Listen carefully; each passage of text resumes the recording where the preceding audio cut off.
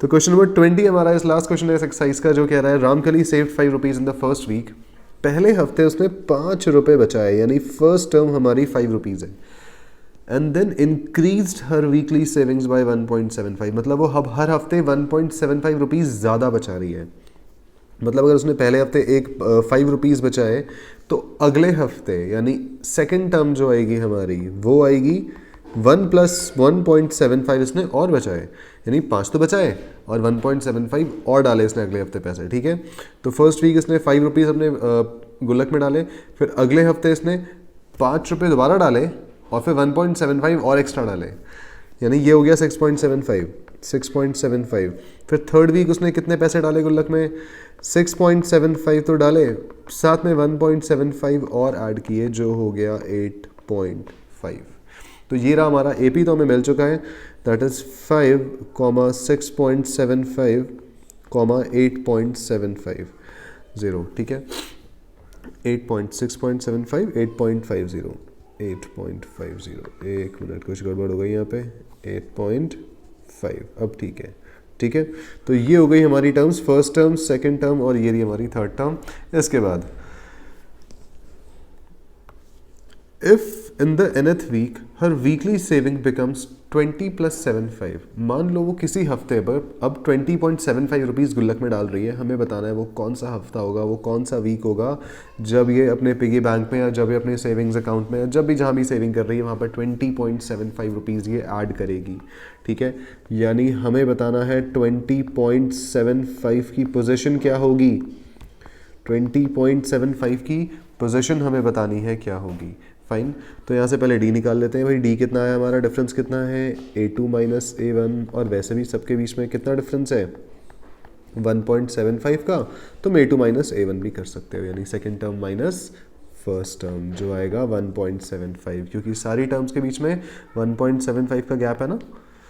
अब यहाँ से फॉर्मूला हमें पता है जो कह रहा है an = a + n - 1 × d।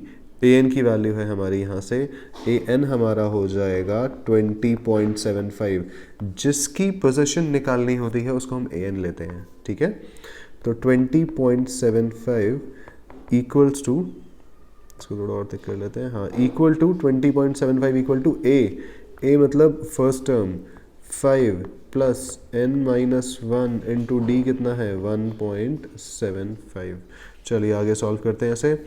तो यहाँ से इस 5 को उठा के इधर भेजो तो ये हो जाएगा 20.75 - 5, 20.75 - 5, और इसके बाद इक्वल टू में इस 1.75 को n से मल्टीप्लाई करा तो 1.75 n आया, माइनस ध्यान से देखो, इन दोनों को हमने सॉल्व किया तो 1.75 n आया, और साथ में 1.75 को 1 से मल्टीप्लाई किया तो -1.75 आ गया।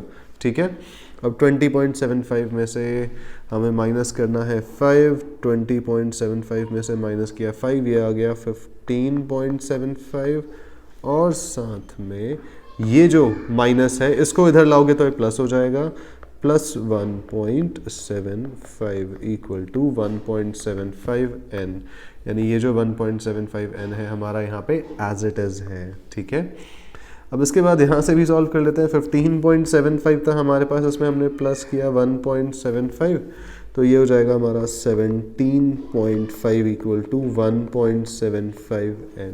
ठीक है, अब दिख रहा है हमें यहाँ से कि भाई ये दोनों टर्म्स हमारी मल्टीप्लिकेशन में है, इस चीज़ को इधर भेजो ज़रा, डिनोमिनेटर में आ जाएगी, तो 17.5 अपॉन 1.75 इक्वल टू n आ गया। ठीक है, यहाँ पे अगले स्टेप की मार्किंग। ठीक है, और ठीक है, यहाँ से हम 17.5, किसी को अगर डिवाइड करने में दिक्कत आ रही है तो वो भी बता देता हूँ। देखो हमें क्या करना है, ध्यान से देखो ज़रा, कितने ज़्यादा डेसिमल कितने हैं, 2 डेसिमल है ना नीचे, और ऊपर नीचे डेसिमल के बाद 2 प्लेसेस हैं और ऊपर डेसिमल के बाद 1 प्लेस है। तो एक काम करो, क्योंकि नीचे 2 प्लेसेस है ना, 100 से मल्टीप्लाई कर दो दोनों साइड, इंटू 100, ऊपर भी इंटू 100 कर दो। ठीक है, अगर 3 होते मान लो, अगर यहाँ पे 7 5 के आगे एक 7 भी लगा होता, एक और 7 लगा होता, तो हम 1000 से मल्टीप्लाई करते हैं, जिसमें डेसिमल के बाद ज़्यादा डिजिट्स होते हैं उससे मल्टीप्लाई कर देते हैं हम। ठीक है, तो ऊपर तो हो जाएगा 1750 अपॉन 175 इक्वल टू n, यानी ये जो डेसिमल है 2 प्लेस खिसकेगा, यहाँ से ये डेसिमल भी 2 प्लेस शिफ्ट होगा, 175 टेंजा होता है 1750, तो हमारी n की वैल्यू यहाँ से आ गई 10। इसको प्रॉपर एक बॉक्स ही बना देते हैं बेचारे का, ठीक है। तो n की वैल्यू आ गई 10, मतलब जो 10th पोजीशन होगी ना, मतलब जो 10th पोजीशन होगी उस पर कौन सा नंबर होगा हमारा 20.75, ठीक है। तो ये था क्वेश्चन नंबर 20। अब मिलते हैं नेक्स्ट वीडियो में अगले एक्सरसाइज में, तब तक के लिए कीप ट्रैकिंग द कॉन्सेप्ट।